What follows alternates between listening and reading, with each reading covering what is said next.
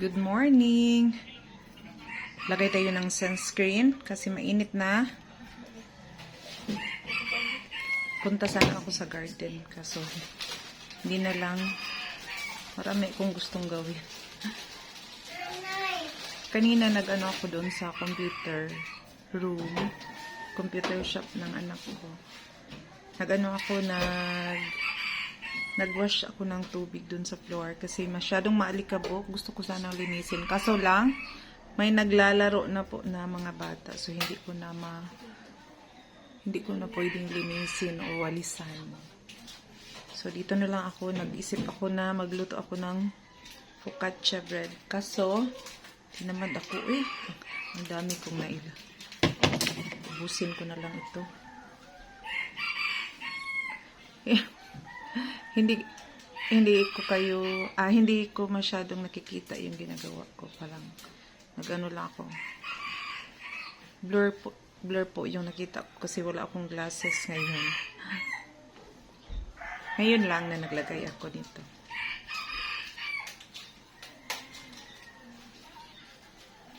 Protection lang kasi tumatanda na tayo. Tapos meron pang UV rays. Ayan, mukha na akong momo. So, try ko ulit na mag-vlog ngayong 2026 kung hindi ba ako tatamarin. Tamad kasi ako minsan. Kasi nga mahirap ang Tagalog eh. Kapag Bisaya. Nagawa ako ng ice kanina, pero naubusan ako ng tubig. Meron namang tubig dito kaso hindi siya nakataob doon sa dispenser. Kailangan ko isalin muna sa pitcher bago ako makagawa ng mga ice. Naisip ko mag-defrost pero maraming stock yung aking freezer kaya wag na lang. Tsaka na lang.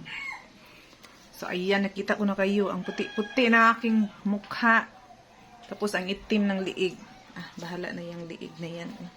Iba naman kasi yung hindi naman ako alis ng bahay, dito lang ako sa loob.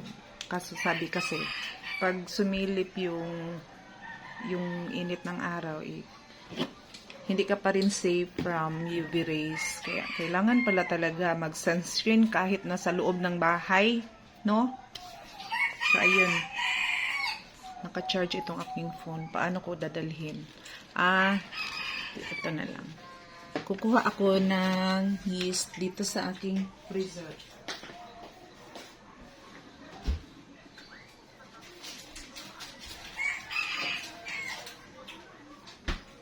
Ayan, gagawa ako ng focaccia bread. First time, maghanap po ako ng recipe. Sige, gusto ko masubukan. The other day, nagpunta kami ng apo ko sa grocery. Tapos hinanap ko yung hindi pala ito yung ingredients ko. Kala ko yung box na ng ingredients yung nakuha ko. Naghanap ako ng pure lang na olive oil. Kaso, hindi ako makakita ng mahal ng olive oil.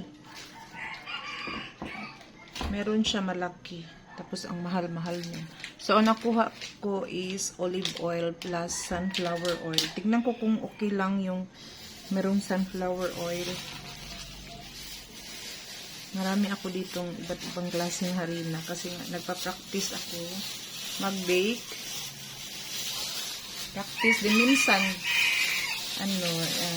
Nilalako ko. Binibenta ko sa mga kapitbahay. Naku, walang label. Siguro third class ito. So, ito na lang third class. Masarap naman siya. Napaka-smooth.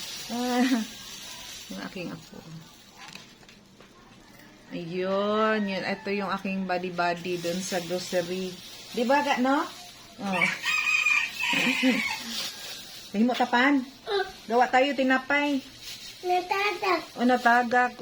Nahulog daw yung kayong kinain. Nasagi ng aking harina. So, ibalik natin yung iba.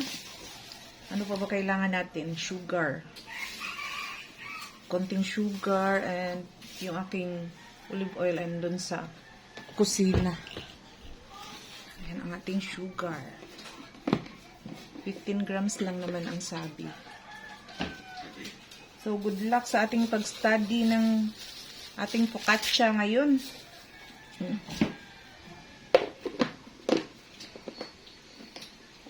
Wala lang. Kasi kung minsan wala tayong customer dito, no? Wala naman ako masyadong customer dito sa aking tindahan. Kaya marami akong naisipang gawin. Maraming maisipang gawin pero konti lang yung nagawa. Kahapon pa ako gusto maggawa ng focaccia kaso naglaba ako and then pag malaki na yung edad mo, madali ka nang mapagod. So napagod ako. And then yung focaccia pala is kailangan mong stretch ng madalas. Ay hindi, every 30 minutes ata. Marami akong iniisip kasi kagabi sabi ko, gabi ko na lang gagawin para bukas magbe-bake na ako. Kaso nga, ang tight ng schedule ng aking mga gagawin. Kaya, ngayon na lang. Para at least makita ko and then makompare ko rin baka may makagawa ako ng focaccia na ipapasok sa ref yung proofing. So ngayon hindi mo na ipapasok sa ref. And mainit ngayon, good ngayon na mag-bake ng focaccia. So dyan muna kayo at magsimula na ako mag-bake. Bye!